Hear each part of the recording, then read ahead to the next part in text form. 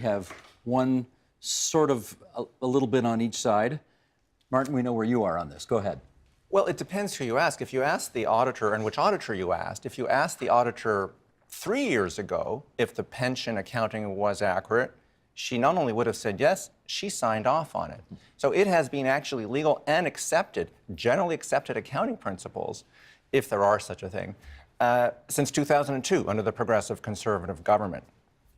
About 2 or 3 years ago, she had a change of mind. She decided to change her previous accounting practices just at the time as the Liberals, before the Liberals were about to balance their budget. Perhaps that was a coincidence, Waleed. I don't know. The point is, it really is an accounting dispute, and there have been accounting disputes ever since accountants came up with the idea of depreciation, which is a pretty abstract concept if you think about it.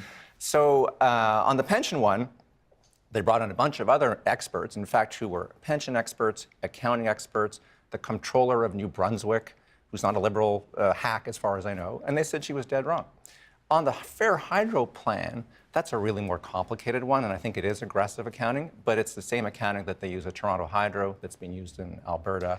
Would I do it myself? No, but I have a hard time. I struggle with depreciation. Okay, hold on. Let me follow up on one thing you said. It is a fact, as you have chronicled it, that the Auditor General changed her mind. What previously she was okay to sign off on, she now says is not acceptable and is not reasonable anymore.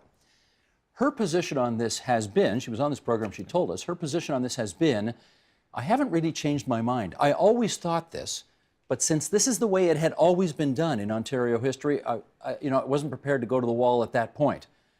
But now she says it's time. Do you accept that explanation? That's fair ball, but I don't think we should.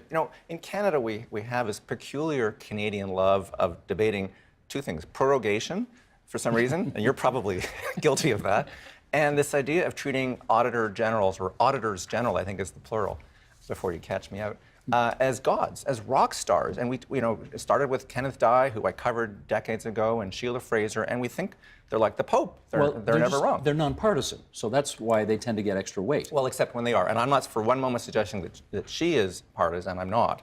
But Andre Morin turned out to be partisan. There's another independent, nonpartisan officer of the legislature who then ran, an ombudsman, who ran for the Progressive Conservatives. And the environmental commissioner ran for the Green Party as soon as he quit. So let's not pretend that they're gods.